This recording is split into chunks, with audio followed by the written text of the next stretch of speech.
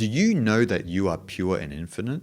You probably don't think so because the world around you says something completely different.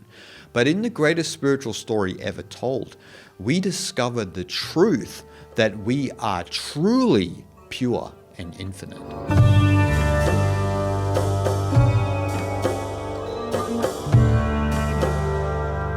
In the highest teachings in the world, there is a focus on our true nature. Now, we find this in one of the greatest texts in the world, the Ashtavakra Gita. Now, the Ashtavakra Gita is what is known as a Nididhyasana text, a text for those on the cusp of enlightenment or those who have gone beyond the pale of enlightenment. And in this text, we have a focus on that the true reality within you and me is identical with the ultimate reality of the universe.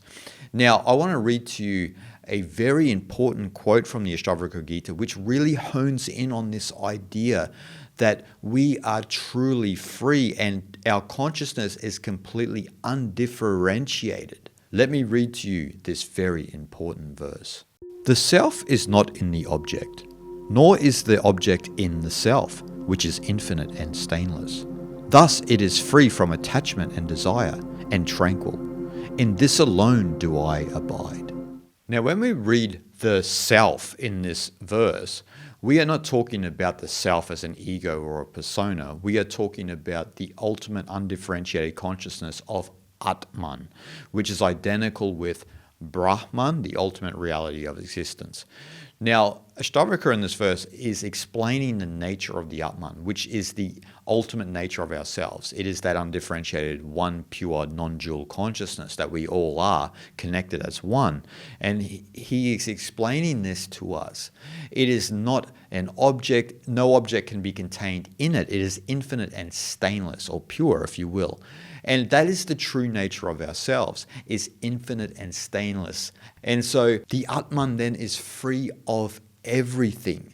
This is what is very hard for a spiritual aspirant to grasp on the path, particularly when we come across these Nididhyasana texts, is that realization that my ego, my mind is not really associated to anything. Like, from the perspective of the Atman, you are completely dissociated from the world around you. Not in a dissociative psychological perspective, but from the true perspective where your mind is not attached or entangled with the world around you. Your ego, your jiva, your persona system is entangled with the world around you. But that eclipses what we are speaking about here. That eclipses the undifferentiated consciousness that you are.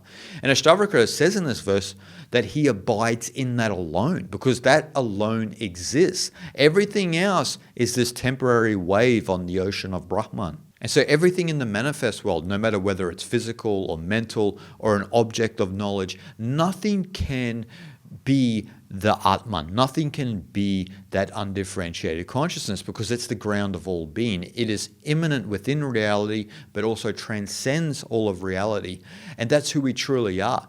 And so the role for a spiritual aspirant is to come back into harmony and abide in the Atman, because that's where you are ever free, because then you are not a hostage to your attachments and your subjective projections of the world. You've stopped superimposing your conditioning on the world, because your mind is not entangled with that conditioning. You've transcended that conditioning, and you can see the world as it is, as the ultimate Brahman, because you are abiding in that. And that's all that exists. This is what Ashtavakra is trying to reinforce in our mind in the Ashtavakra Gita, that that's all that exists. And if we all lived from the Atman, then life would just take care of itself. It's not that you wouldn't exist as a person, but you wouldn't have a belief in this identity and you wouldn't be entangled in this identity, so then you wouldn't suffer as a result. Life just goes on, but you see it from that witness consciousness, from the Atman. You see the world around you just happen as it will.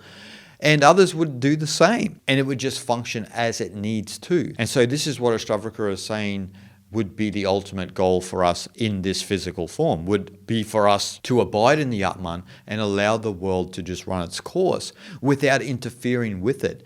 This is, again, is identical with the Taoist concept of Wu Wei, the path of effortless living, non-interference, if you will, where we just allow the world to run its course and be as it will, without our conditioning superimposing onto the reality, interfering with the world according to our likes and our dislikes and our own personal indoctrination. And so Ashtavakra would think that that is all silly if you were going to try and interfere with the world, because the nature of the world is ultimately Atman, and you have bought into this illusion of this personality that you think you are, and then you push that onto the world because you want the world to bend to your will. But when we follow this path, when we abide in the Atman, which is identical with Brahman, that is the beginning of the end of personal will. So then that we can allow the will of the divine to manifest in the world as it sees fit, not according to who we think we are as a person, but according to who we truly are as the Atman. Shanti, shanti, shanti.